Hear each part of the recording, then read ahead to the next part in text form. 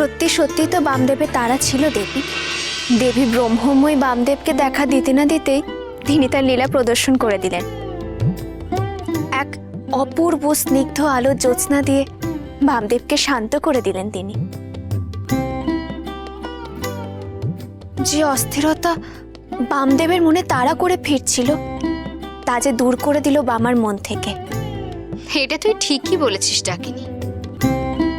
মা ব্রহ্মময়ী তার লীলা প্রদর্শন না করলে বামা হয়তো এতক্ষণে তারাপীঠের উদ্দেশ্যে রওনা হয়ে যেত। কিন্তু দেবী, এই যে বামদেব দেবী ব্রহ্মময়ীর সঙ্গে গল্প করতে বসলেন, এখন উপায় কি? ওদিকে যে বরেন্দ্রনাথের জীবন সংশয় হতে চলেছে, নাটোরের রাজপরিবারে যে বিপদ ঘনিয়ে আসছে। দেবী, তাহলে কি বরেন্দ্রনাথের বাঁচার আশা নেই? বরেন্দ্রনাথের নিয়তির লিখন কি তাই দেবী? তাই জন্যই কি দেবী ব্রহ্মময় বামদেবকে আটকে দিলেন দেবী? বরেন্দ্রনাথের ভাগ্যলিপিতে কি লেখা আছে তা আমি এখনই প্রকাশ করব না দেবী। তবে বামাকে তারাপীঠে ফিরতেই হবে, সেখানকার পরিস্থিতির মুখোমুখি হতে হবে ওকে। বরেন্দ্রনাথের ভাগ্যও পরিবর্তন করতে পারবে না, যা ঘটার তা বামার মাধ্যমেই ঘটবে। তবে এখন এটাই দেখার যে বামা কত তাড়াতাড়ি ব্রহ্মময়ের কাছ থেকে উঠতে পারে।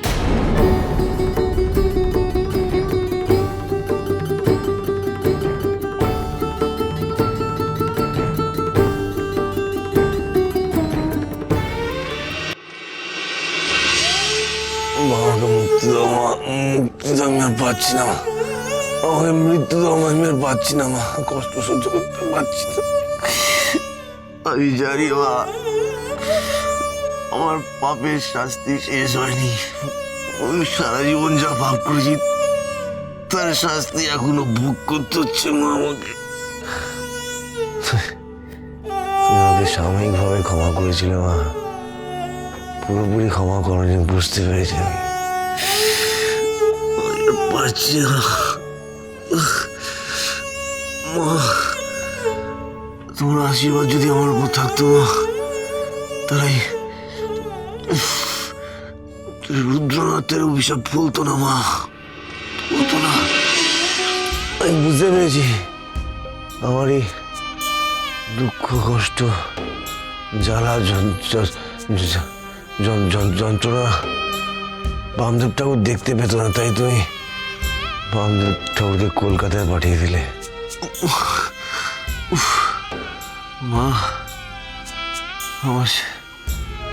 আমার শেষ সময় তুমি একবার বামদেব ঠাকুরকে দেখতে দিলে না, বামদেব ঠাকুরের মুখটা একবার দেখতে পেলাম না মা।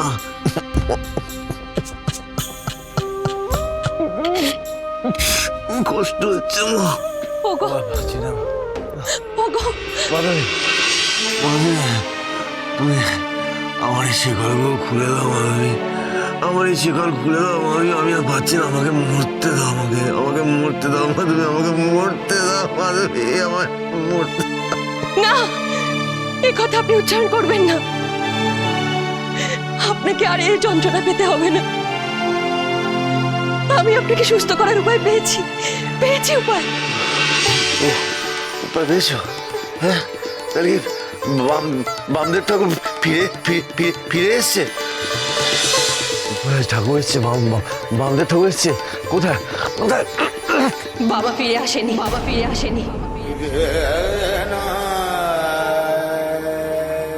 ঠাকুর আসেনি? হ্যাঁ, তুমি আমাকে মিথ্যে সান্ত্বনা দিলে মাধবী। হ্যাঁ, আমার এই অবস্থা দেখে তোমার একটু করুণা হচ্ছে না? মিথ্যে সান্ত্বনা দিলে তুমি আমাকে। আপনি এভাবে বলবেন না। বামা নেই তো কি হয়েছে? বামার থেকে অনেক বড় সাধক আছেন যিনি আপনাকে সুস্থ করে তুলবেন। কি পাগলের মতো কথা বলছো তুমি মাধবী? বামদেব হচ্ছে তারা সিদ্ধ মা তারার সন্তান, তার চেয়ে বড় সাধক আর কেউ হতে পারে না, কেউ নেই। আছেন। আজ সূর্যাস্তের পর আমি আপনাকে তার কাছে নিয়ে যাব। সূর্যাস্তের পর? না মাধবী, না। আমি ততক্ষণ এই কষ্ট আর সহ্য করে থাকতে পারবো না গো মাধবী। আমি ততক্ষণ বাঁচতে পারবো না। আমাকে শান্তি পেতে দাও মাধবী, আমাকে শান্তি পেতে দাও, আমাকে মরতে দাও। আমার এই শেকল খুলে দাও, আমাকে মরতে দাও মাধবী, মরতে দাও। আপনি কেবল নিজের কথাই ভাবছেন, একবার আমাদের কথা ভাবছেন না। এই অসময় আপনি চলে গেলে আপনার স্ত্রী, আপনার পুত্র কিভাবে বাঁচবে আপনি একবারও ভাবছেন না। আমার শীতের সিঁদুর মুছে দিতে আপনারা একবারও ভাবছেন না। বলুন আপনি কোন স্ত্রী চায় তার স্বামী হারা হতে? আমি আপনাকে হারাবো না, আমি আপনাকে সুস্থ করে তুলবই। পারবে না মাধবী, শত চেষ্টা করে আমাকে বাঁচাতে পারবে না। মরতে আমাকে হবে মাধবী, মরতে আমাকে হবে। এই যন্ত্রণা পেয়ে মরতে হবে, আর আমাকে আত্মহত্যা করে মরতে হবে। না না, এই অলক্ষণে কথা আপনি মুখে মানবেন না। তিনি আমাকে কথা দিয়েছেন, আর সূর্যাস্তের পর আপনাকে নিয়ে গেলে উনি আপনাকে অভিশাপ মুক্ত করে দেবেন। আমি বললাম তো আপনাকে, আমি আপনাকে সুস্থ করার উপায় পেয়ে গেছি। দিদি, তুমি বড় ঠাকুরকে সুস্থ করার উপায় পেয়ে গেছো? তুমি বলছিলে সূর্যাস্তের পর তুমি বড় ঠাকুরকে কারোর কাছে নিয়ে যাবে। কে সে? তা তোকে জানতে হবে না ছোট। দিদি দিদি, তুমি রাগ করো না। আমি জানি বড় ঠাকুরের এই অবস্থা দেখে তোমার মাথা ঠিক নেই, কিন্তু তুমি আমাকে বলো সব। না, আমি তা আগে প্রকাশ করতে পারবো না। দিদি, তুমি শান্ত হয়ে আমার কথাটা শোনো। মোটা পুরস্কারের লোভে অনেকেই বলবে সে বড় ঠাকুরকে সুস্থ করে তুলতে পারে। অন্য লোকের ফাঁদে পা দিও না দিদি। তুই আর আমাকে উপদেশ দিতে আসিস না ছোট। আমার স্বামীকে সুস্থ করার জন্য যা করতে হয় আমি সেটাই করব। দিদি, আমরা সবাই চাই বড় ঠাকুর সুস্থ হয়ে উঠুক। তুমি একবার বামাকে ফিরে আসতে দাও।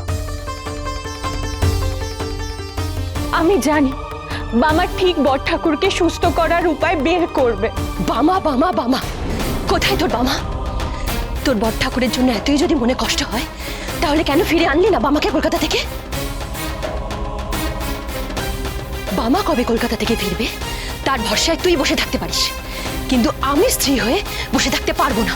দিদি, বামা ফিরতে যদি আরো দেরি হয়, তার মধ্যে যদি উনি প্রাণ ত্যাগ করেন, তখন তাই মৃত্যুই আমার শ্রেয়। আমার পাপের শাস্তি আমি এখনো বহন করে চলেছি। আমাকে মরতে দাও মাধবী, আমাকে মরতে দাও। না বড় ঠাকুর, আপনি এভাবে বলবেন না। আপনি একটু বাবার উপর ভরসা রাখুন। দিদি, তুমি বড় ঠাকুরকে নিয়ে কোথাও যেও না। ছোট, তুই আর আমাকে বাধা দিস না। আমি আর কারোর কথা শুনবো না।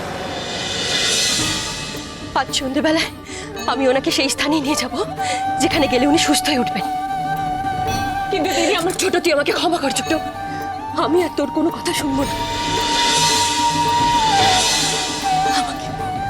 আমাকে আর তোরা কেউ বাধা দিস না, কেউ না, কেউ না।